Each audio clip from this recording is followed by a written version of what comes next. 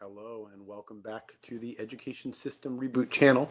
I have titled this Comparison, the Thief of Joy, a reflection on kind of our current grading practices. And the reason I wanted to title it that is because, first of all, I'd heard that phrase recently and I've been hearing it a lot. And I don't know who it's attributed to, but it's been something that I've really been kind of trying to reflect on in my own life about how when we compare ourselves to others,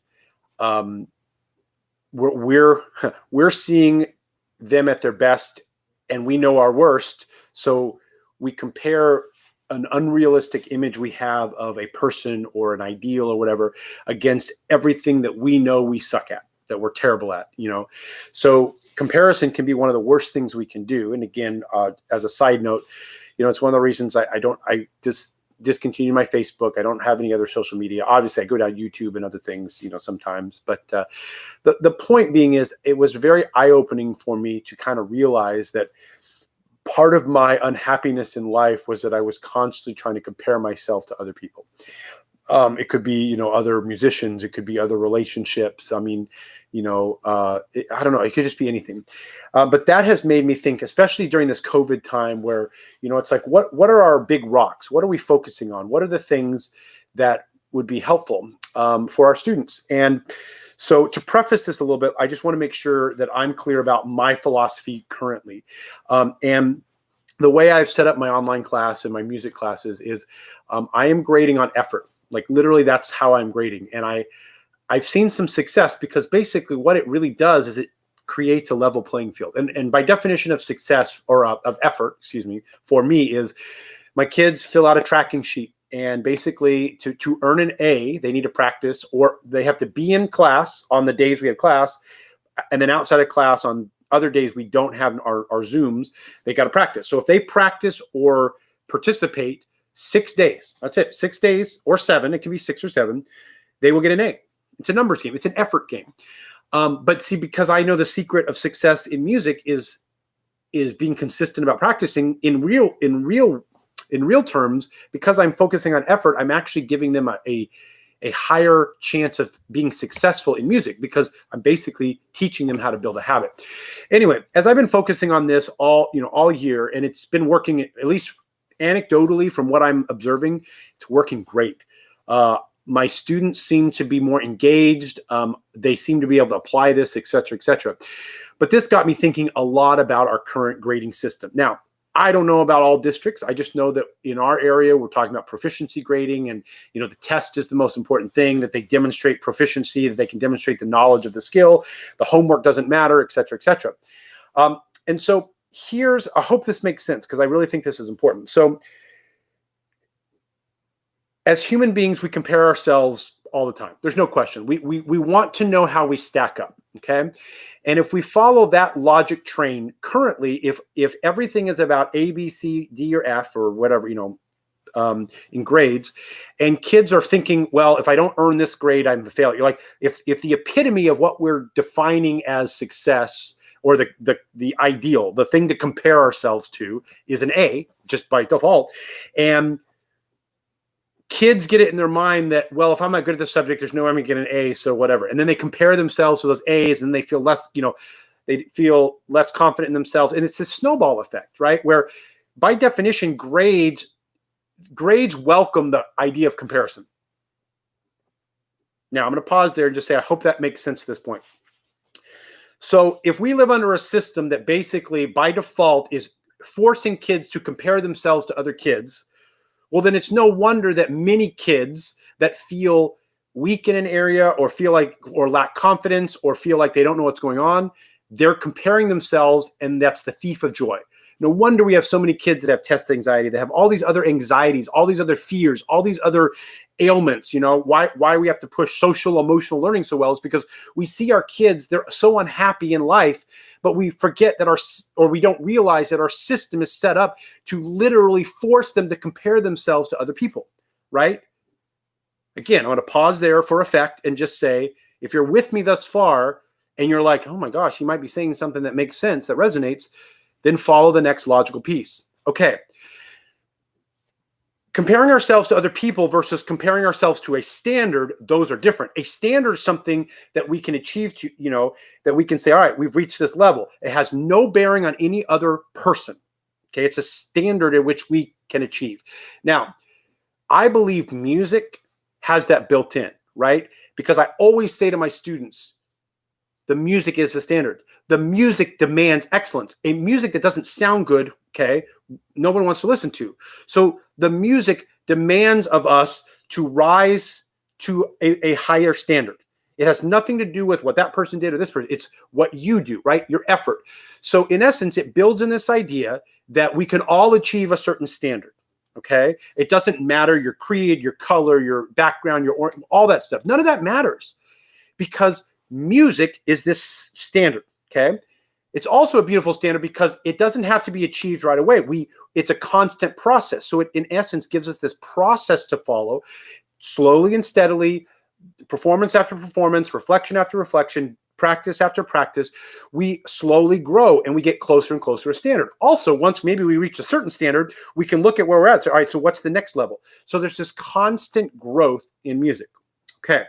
So all of this, hopefully, again, this all is making sense. So now coming back to a reflection on, kind of reimagining, rethinking our grading system. Okay. So first of all, I would argue that, of course, we need certain standards in education. Okay. But I don't know if those standards should be A, B, C, D, or you know what I'm saying? I don't think they should be graded that way. Or if we're going to use grades, we should be grading more on effort, right? That the most important thing is effort. Now, one of the things in an older video I suggested was the 80-20 rule, the idea of homework counts for 80% of your grade and the test counts for 20, or maybe even 90-10, however you want to look at it. But the idea would be that certain kids might have an innate ability to memorize things, to do other things. And so they have advantages in certain skills. And so they might not have to work on the test and maybe they don't have to study and they might do good on the test. And then there's other people that don't. So if we just grade on effort, here's the thing. Those kids that can get by with little or no effort and still get a good grade, they might still get the good grade. But those that are comparing themselves to those people, we could actually give them a system to achieve high standards too. That would be, we're grading on your homework, get the homework done, show the effort. And then by having all these little things like, did you turn that homework in? They are literally proving to themselves day in and day out constantly that they are reaching a standard, because again, the standard would be effort. We value effort. Every person, no matter again, where they come from, has control over their effort. So there's no need for comparison. There's no need for a kid to feel like I don't measure up to that or that because of the grading system. But anyway, this all is to say that, see, for me, COVID has been one of the biggest blessings across the board. It's forced me to look at myself. It's forced me to ask myself, am I on a path I want? What do I need to do? I've started growing, it was the absolute catalyst for me to make a decision to focus on personal growth on the consistent daily effort. I was working on this stuff before, but I wasn't as consistent as I'd like. I kind of made excuses here and there, but it was really, again, I just said, I don't want to, I can see my life 8 months from now, 6 months from now, whatever, when COVID started. And I was like, I don't want to go down that road. Something's got to change. And I have other videos that document that as well. But all of this is to say, like, as I am improving the input in my life and I'm reflecting and thinking about how things tie in together and trying to look at how the world is kind of, it's all intertwined in some form or fashion. We have all these issues that we're dealing with, from political issues to personal issues to the COVID issues to mental health issues to overweight issues. And again, when I look back, all of it comes down to this thing is like, are we willing to trust our ability to achieve something? Do we have effort? If our grading system, okay, emphasized this idea of standards and effort across the board, in my mind, I can project what would happen if a kid went through a system like that for 12 years where they just kept getting preached effort, effort, effort. Here's a standard. You reach that by effort. You reach that by better organizational skills, better study skills, right? It's all about the habits, the routines. And we graded on things like that, which again, every person has control of. even if you want to argue the exceptions to the rule, which we tend to do a lot. I really dislike the idea that we try to assume that if we can come up with an exception that it negates the rules. No, it doesn't. It never does. It never has. Okay. But I believe wholeheartedly that every individual student has control of their effort and their attitude and those things. And if that's what we focus on, if we made every kid feel competent, valuable, the idea that they could, what's the word? Confident. I think I already said it, but confident in their ability to achieve things because of effort, they wouldn't have to compare themselves to other, because we'd be saying the standard in our, like the standard in our district, or the standard in my class, or the standard in our building is effort, effort, effort, effort. Imagine kids building up their confidence, right?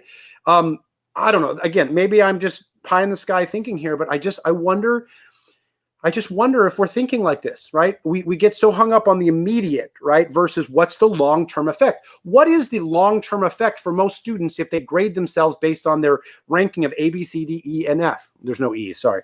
You know, right? And if they constantly they compare themselves, they're not going to build the self-sufficiency and the confidence to tackle the real world.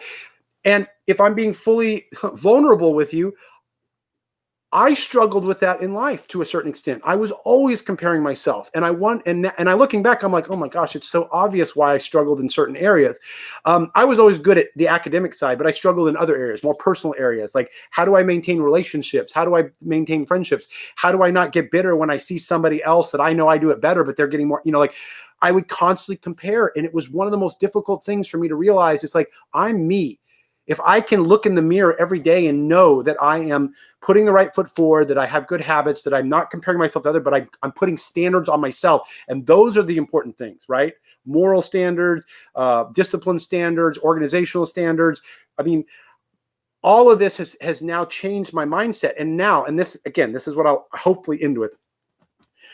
One of my strengths, I believe, as a teacher is the ability to take lessons I've learned later in life, because I'm 40, and being able to package them and make them and bring them back to, or another way to say, to teach kids these concepts I've learned, but teach them earlier.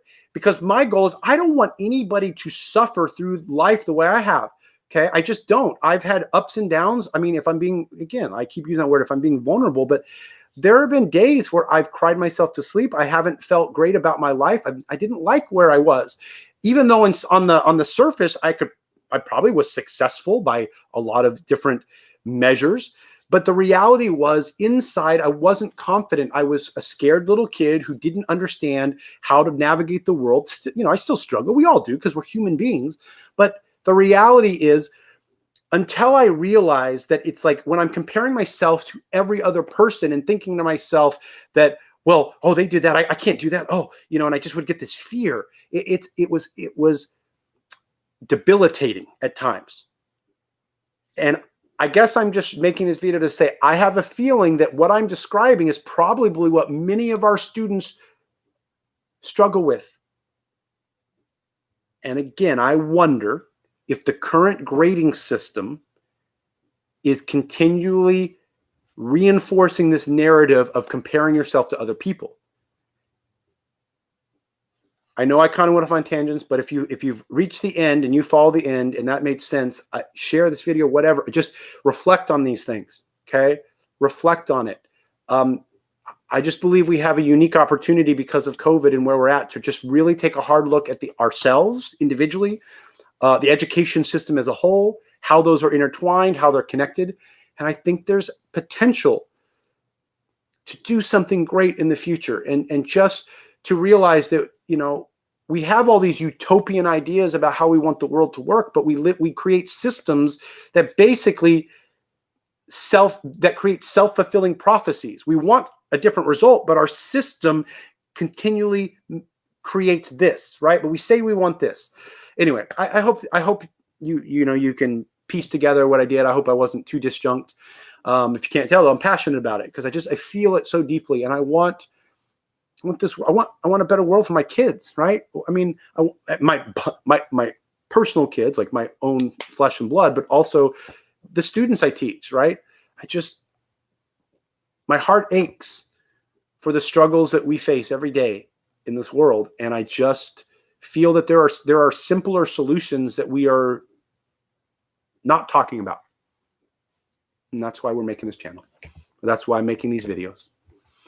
All right. Pardon my rant. Thank you very much. As always, consistent effort over time equals success. Thank you.